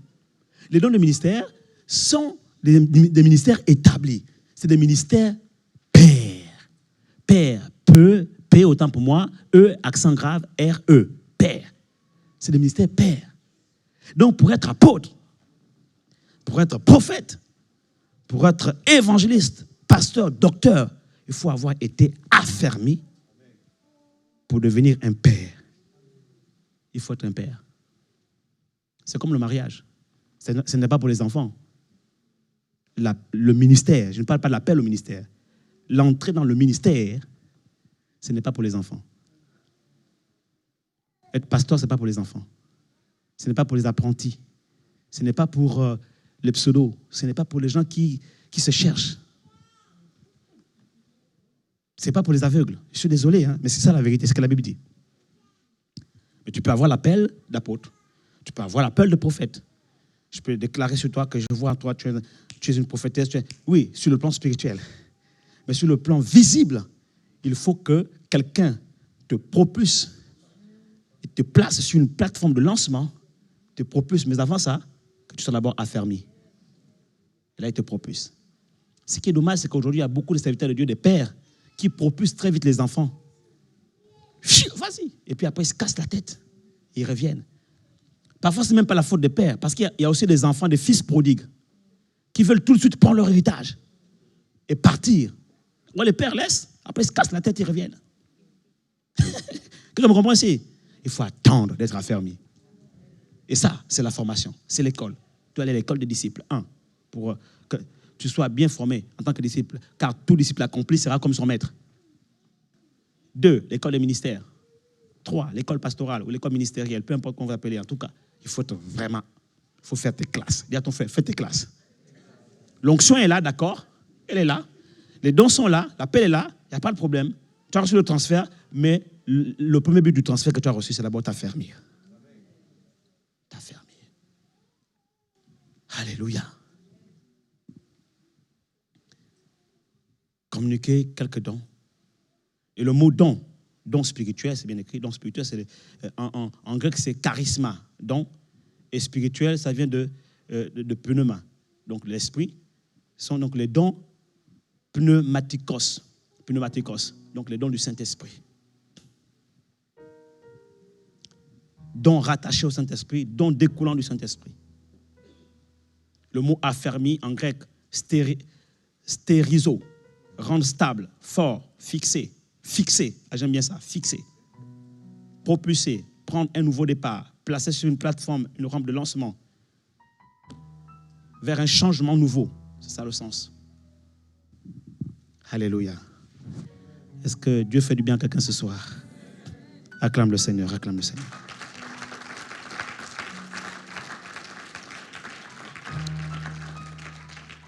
Alors, comment se faisait ce transfert par les apôtres? Venez avec moi de Timothée. 2 Timothée chapitre 1 verset 6. 2 Timothée chapitre 1 verset 6. C'est pourquoi je t'exhorte à réanimer le don de Dieu que tu as reçu par imposition des mains. Voyez-vous? C'est-à-dire que... Viens, mon fils. Je désirais tellement le voir pour lui communiquer quelque chose de spirituel. Je l'ai vu. J'ai imposé mes mains sur lui. Je lui ai communiqué, par exemple, un don de prophétie. Premier but, pour l'affermir. Il a été affermi. Vous comprenez ici? Mais entre le moment où je lui ai communiqué ce don par imposition des mains, parce que j'ai imposé mes mains sur lui, et j'ai prié pour lui, il a reçu le transfert d'onction, le don de prophétie est venu sur lui, et étant lui, il a donc le don de prophétie. Entre ce moment-là et le moment où il a été affermi, il y a eu une étape. Le don qu'il a reçu est en lui, mais ce don s'est endormi. Ce don n'est pas mort, mais il s'est endormi. Il a sommeillé. Parce qu'il n'a pas utilisé, parce que peut-être qu'il n'est pas encore en position de l'exercer, parce que son premier but, c'est d'abord d'être affermi. Il va travailler son affermissement, il va travailler son caractère, il va travailler. C'est comme David qui reçoit l'onction et qui retourne garder le troupeau de son père. Mais le don est là, l'onction est là. Quelqu'un me comprend ici? Maintenant, quand le temps de Dieu arrive, il dit, réanime le don que tu as reçu par imposition des mains. Acclame le Seigneur, acclame le Seigneur, acclame. Merci. Acclame plus fort que ça. Alléluia.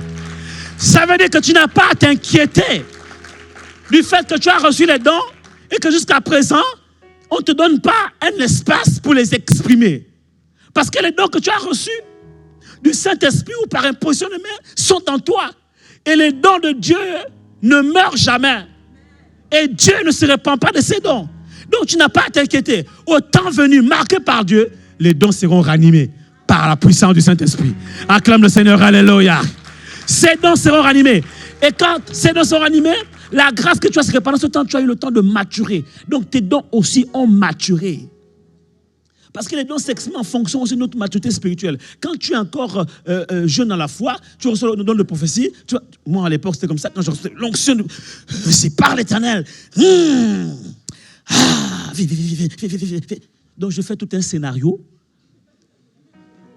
Tout le monde, mais qu'est-ce qui va se passer? Oh, le Saint-Esprit est ici. À la fin, c'est pour dire, ne crains point. Le Seigneur est avec toi. My God, tout ça, pour nous dire ça, je peux dire ça simplement. Pourquoi? C'est la maturité. Je fais un spectacle autour, je fais une chorégraphie. Acclame.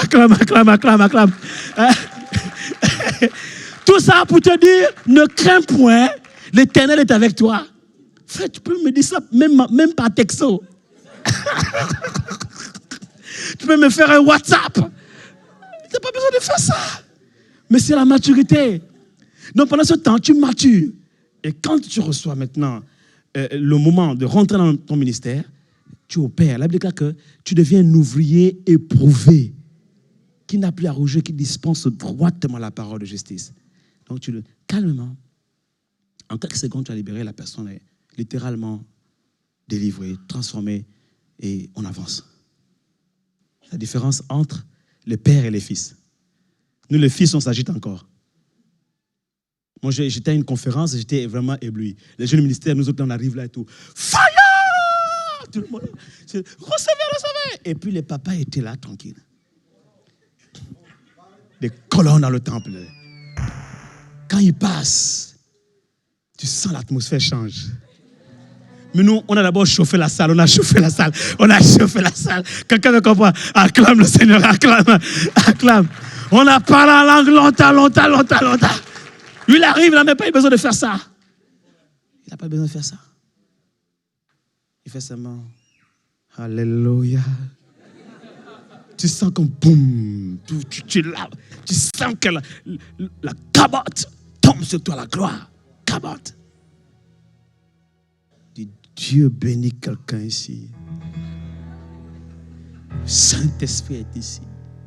Qui relâche une parole, paf, tu sens les chaînes tombent, quoi. Tu waouh, tranquille. Pourquoi? Je vais vous dire.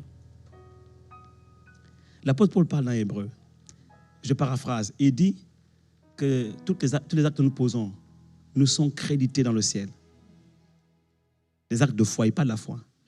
Il dit c'est porté à votre crédit dans le ciel. Écoutez-moi bien. Donc, au fur et à mesure que tu grandis dans la foi, dans la maturité, que tu poses des actes, que tu grandis, en fait, c'est crédité dans ton compte foi dans le ciel, le compte foi. Et quand le compte foi est plein, bien-aimé, ton compte est plein, tu n'as plus rien à craindre. Quand tu vas dans un magasin et que ton compte est plein, tu mets seulement la carte. Tu n'as rien à craindre. Par rapport à moi, je sais que le compte est découvert, donc je prie fort. Je prie en langue pour que la carte passe. Je stresse même. Je dis, j'ai pris ça. Non, normalement, ça devait passer parce qu'il y a une autorisation de 800. Donc, la dernière fois que je regardais, pas plus tard qu'hier, c'était à 690. Donc, normalement, j'ai pris pour 50 €. Ça devait passer. Mais bon, en temps, on ne sait pas ce qui s'est passé la nuit. La banque travaille tous les jours. Hein, donc, tu stresses là, tu viens là et tout. Et tu as même passé une longue file d'attente. Tu as peur que la carte ne passe pas et que tu sois obligé de rendre certaines marchandises, certains articles. Donc tu pries en anglais, parce que ton compte n'est pas crédité. Dans la foi, c'est pareil. On s'agite, etc., parce que notre compte n'est pas assez crédité. Donc on veut un peu remplir. Si ça peut se faire à l'instant même, un virement instantané, grâce. Quand la carte passe, on dit « Alléluia, merci Seigneur ».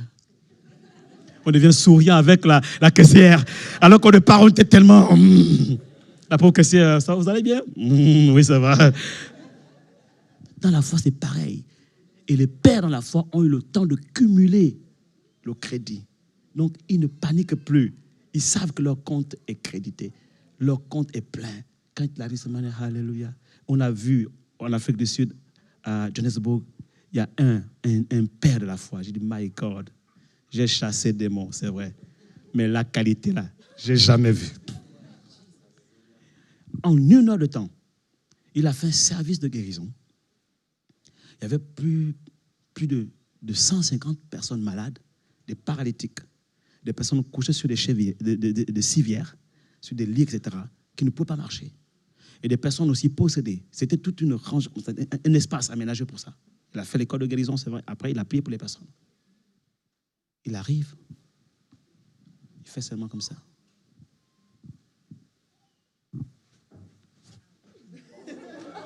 Oui, parle même pas. Il regarde la personne. Boum, la personne tombe. Boum, le démon s'en va. Il continue. How? Boum. Stand up. Il vient, il touche un paralytique comme ça. Paf. Et il passe. Il ne cherche même pas à savoir s'il va se lever ou pas. Mais il sait que son compte est garni. On acclame le Seigneur. Alléluia. Acclame, acclame, acclame, acclame, acclame, acclame, acclame. Mais nous autres, on est encore là. Rebrochakatarababa. Manachakaba. Esprit de résistance. Acclame, acclame, acclame, acclame, acclame. Pourquoi? Parce que son compte est crédité. Et quand il passe derrière lui, le paralytique se lève. Le paralytique se levait de fauteuil roulant à tour de bras, comme ça. Il passe. En 1 heure, plus de 150 personnes étaient servies. Le service était bouclé. Il est reparti. Ça, c'est un père. Dites un père. On acclame le Seigneur. Alléluia. Alléluia. Il a eu le temps d'être affermi. C'est pour ça qu'il ne faut pas être pressé. Il y a des gens aujourd'hui qui me disent, le prophète m'a dit, le mandat à Toussaint. Toussaint, lui, il a reçu l'onction de la délivrance quand on est passé à Casablanca. Je ne le connaissais pas, mais il avait un cœur. Il a servi à notre... La première fois qu'on est passé pour faire une conférence, il a servi. Je ne savais pas qu'il y avait des gens qui servaient dans l'ombre comme ça, qui nous ont rendu vraiment le séjour agréable. Et c'est à la fin, il a tout fait, il a fait le service là. C'était en quelle année encore? 2007. Je venais d'être ordonné prophète. Non, je n'étais pas encore, c'est au début. Hein. Je passe et tout. Et à la fin, je sens dans mon cœur, quelque chose me dit, tu dois prier pour ce jeune homme. Il n'a rien demandé. Cependant, son cœur, il avait demandé au Seigneur, c'est ça, que vraiment, si c'est vraiment toi que tu veux me parler à travers lui, alors tu vas le lui dire toi-même. Donc, on a fini de servir tout le monde et tout ça. J'étais même fatigué. Je dis, je veux parler à ce jeune homme. Appelle-le-moi. Quand il est arrivé, j'ai relâché sur lui. Et je crois maintenant avec du recul que c'est là qu'il a reçu le transfert. Derrière, là-bas, c'était compliqué. Il m'a dit, commence à faire des délivrances. Parce que j'ai les paroles où je dis, tu vois comme un puissant évangéliste. Hein? Mais c'est maintenant aujourd'hui que je vois qu'en fait, c'est un évangéliste, oui, mais il y a une onction prophétique sur sa vie. Alléluia. J'ai dit que ce qui va caractériser ton ministère, c'est la délivrance et les dons de puissance. L'onction est tombée sur lui. Transfert à l'instant. Et ça s'est manifesté plus tard. Et quand il rend les témoignages, il dit que parfois, quand il prie pour les gens, il y a des démons qui levaient le corps des personnes, comme en lévitation. La personne se lève comme ça, boum. Non, je tombe. La personne retombe, boum. Je dis, waouh, ça c'est bon ça. Parce que moi, j'ai fait des délivrances, je n'ai pas encore vu lévitation. Hein. On acclame le Seigneur, alléluia. Alléluia.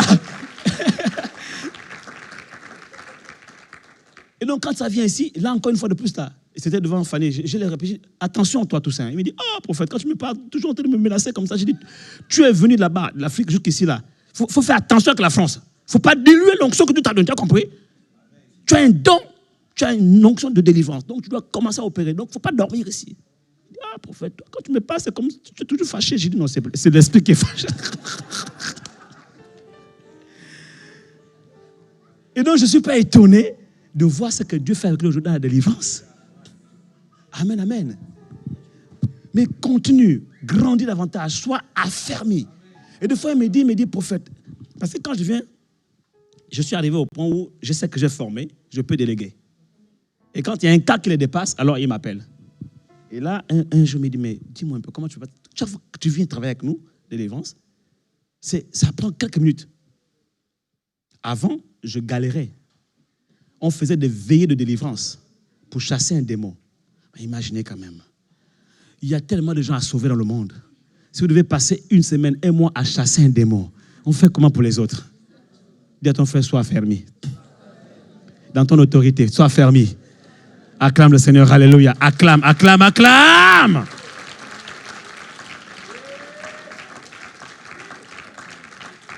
Mais avant, je faisais pareil. Et j'étais fatigué le lendemain. Je devais aller au collège. J'étais en 3e pour aller maintenant. Je sais que j'ai interrogation, devoir de mathématiques.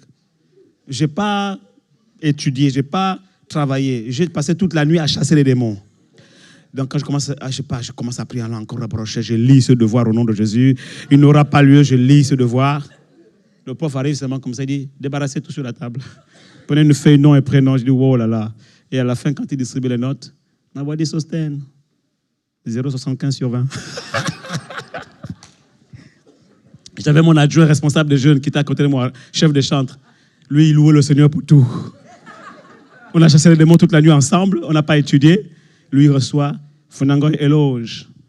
1,75 sur 20. Il dit, Alléluia, je te bénis Seigneur, je te loue en tout temps. J'ai dit, il y a un problème, il y a un problème. Bientôt, il y a un problème. Mais on n'était pas obligé de passer toute la nuit à chasser les démons. Alléluia. On n'est pas obligé. Maintenant, quand j'ai compris, j'ai grandi. Aujourd'hui, maintenant, je ne suis pas encore au niveau où je fais. Ça vient. Mais la grâce que Dieu m'a faite, c'est que maintenant, je discerne. Je regarde la personne. Toussaint est là. L'évangéliste Franck aussi est là. Il peut vous témoigner. Je regarde la personne. Dieu m'a donné 2 choses. Le discernement des esprits et l'arme de la louange. Des fois, quand l'esprit résiste, je sens comme un cantique qui monte dans mon cœur. Quand j'entends le cantique là,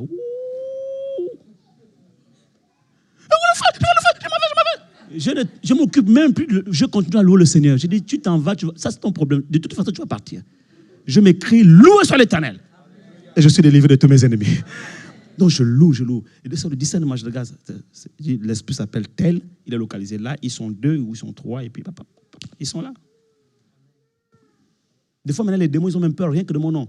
Ils ont fait la délivrance ici, un jour à 2 autres, je vois mon téléphone qui sonne, je dis, je vois, c'est la femme de Michael Lanois. Je dis, mais c'est quoi, il y a un problème, c'est comment?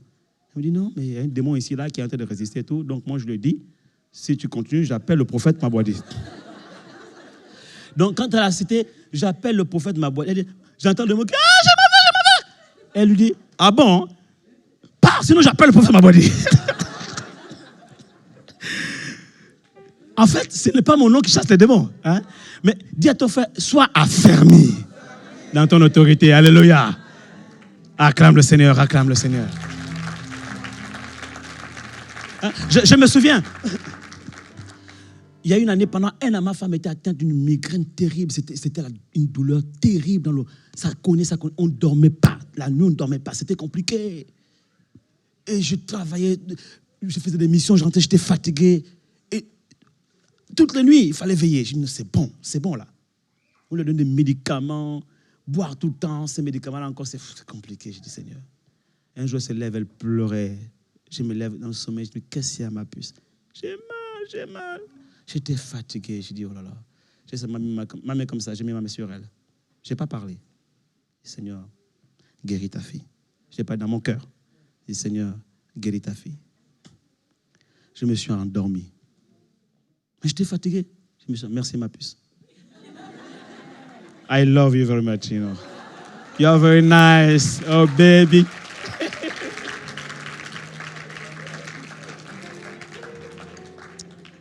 C'est bien de boire un peu, ça renouvelle l'onction.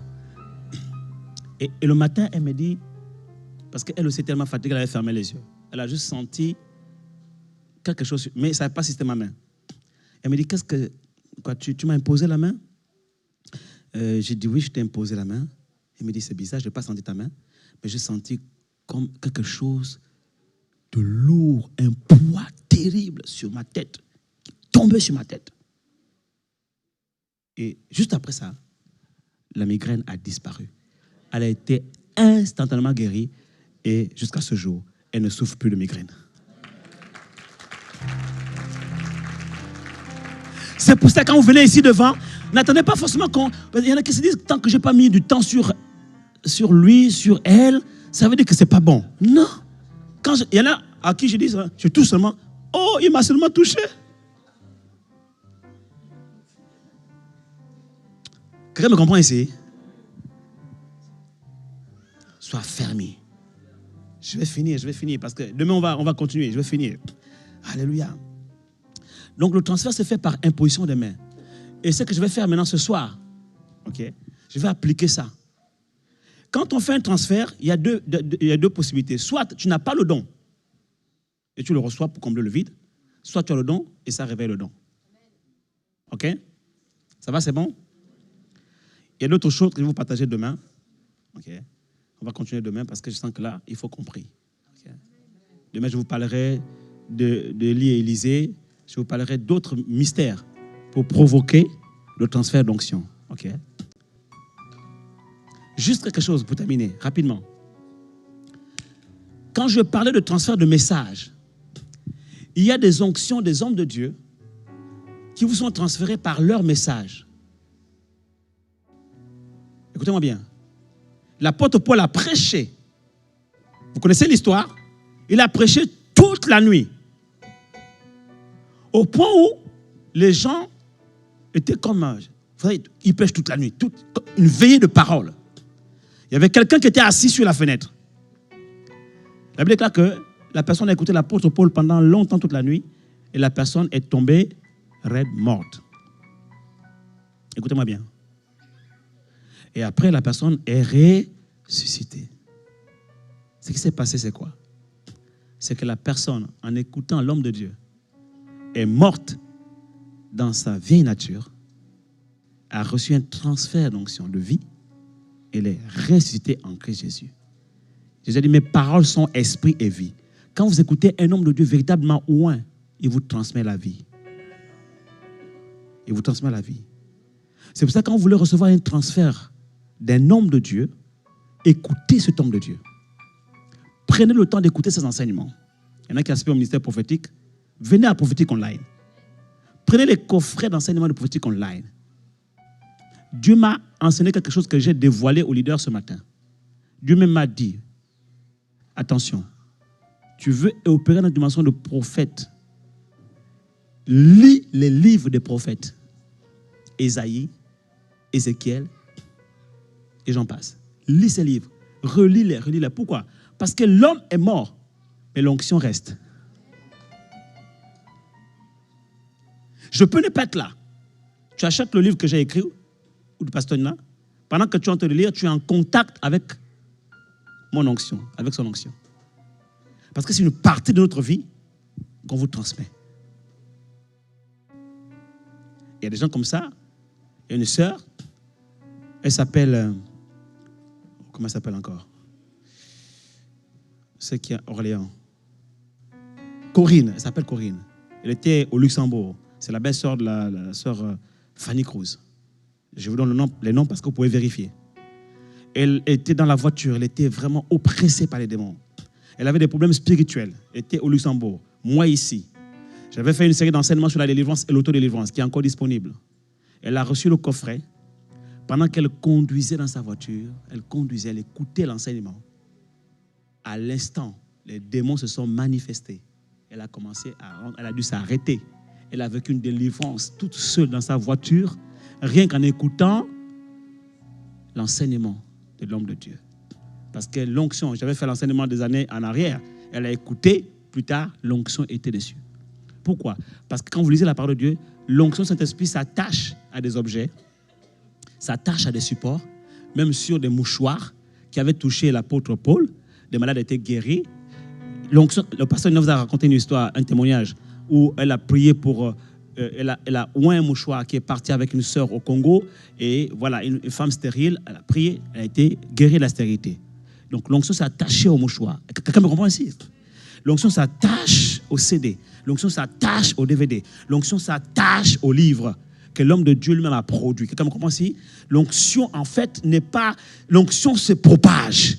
L'onction se disperse, se propage, pas se disperse, se propage. L'onction est véhiculée à travers des supports qui sont des points de contact.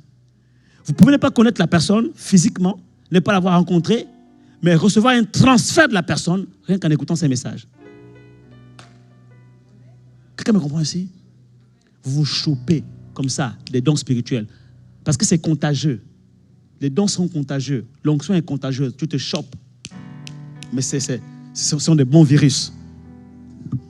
Amen, amen. Et ça, c'est bon. Tu te retrouves en train de faire des choses que tu ne pouvais pas faire avant. Et un transfert. Alléluia. Donc, achetez nos CD, achetez nos DVD, achetez nos livres. Ce matin, je pose la question, combien de leaders, parmi toutes les personnes qui veulent avoir l'onction du prophète Mabouadi ou bien qui veulent recevoir le transfert de l'onction du pasteur Nina, combien de leaders ont acheté les livres qu'on a écrits? Il y en a qui n'avaient même pas levé la main. Ce n'est pas normal.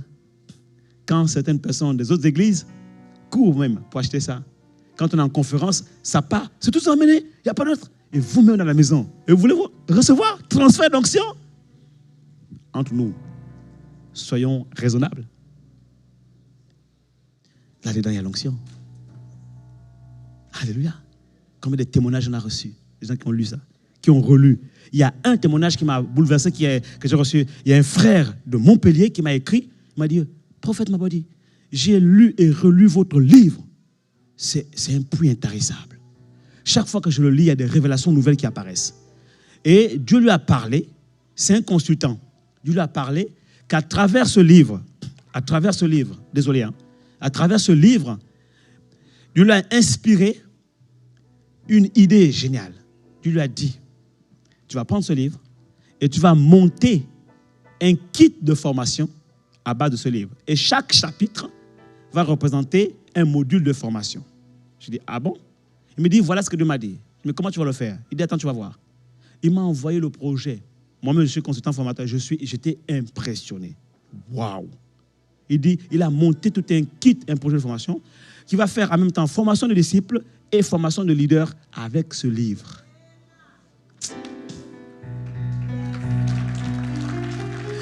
Moi-même, je suis consultant, je suis formateur, je n'ai pas eu cette révélation. Je n'ai pas eu ça. Mais lui, il dit qu'il a lu et relu ce livre et là, plaf, l'esprit s'est ouvert. J'ai seulement dit, vas-y. Il dit, c'est pas tout. Je vais faire un kit avec 2 versions de support. Version papier et version audio.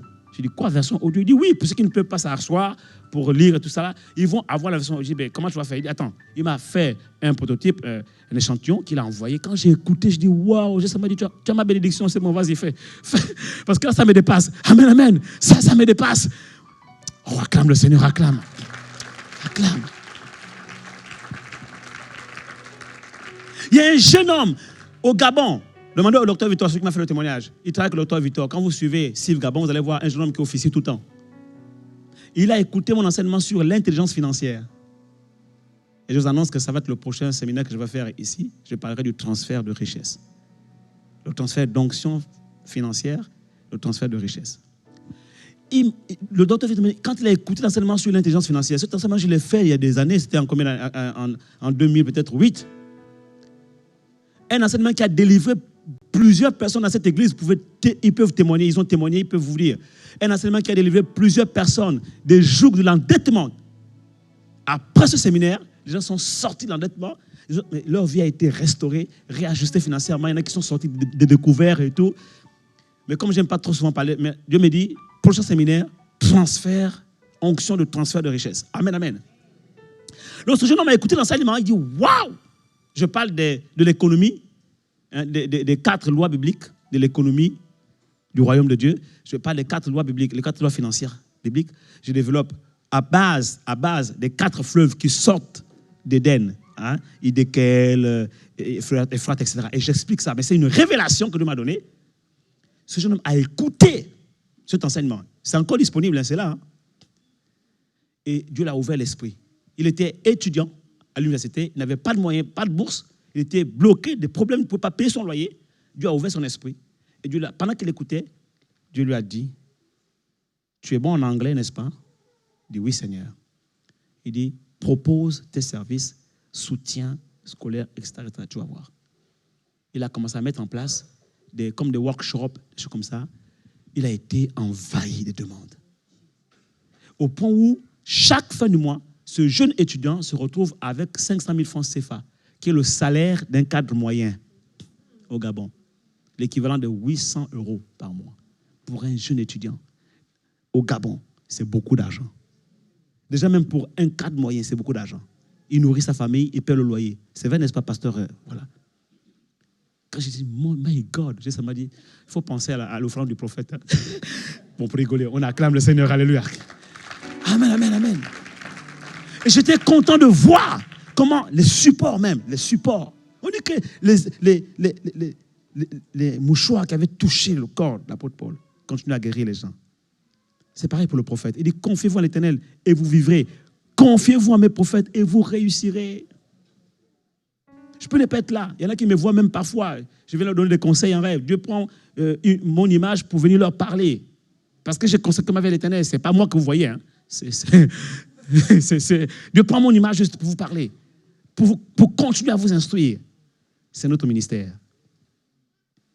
Donc, on ne peut pas limiter le transfert d'onction juste à ce que je vais faire là. Ou ce que je vais faire demain. Amen, amen. Oh my God.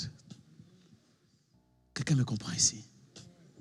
Au moment où je parle là même, vous recevez le transfert d'onction. Le jeune homme qui était responsable du multimédia avant Michael, il était là.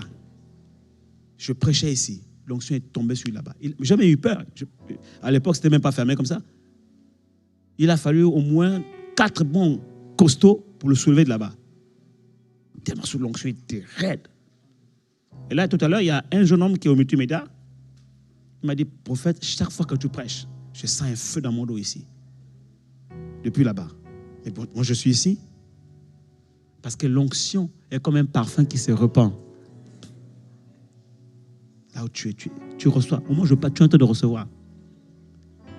Et quand il dit, je vais vous communiquer, ça c'est un point important, je ne peux pas finir sans ça.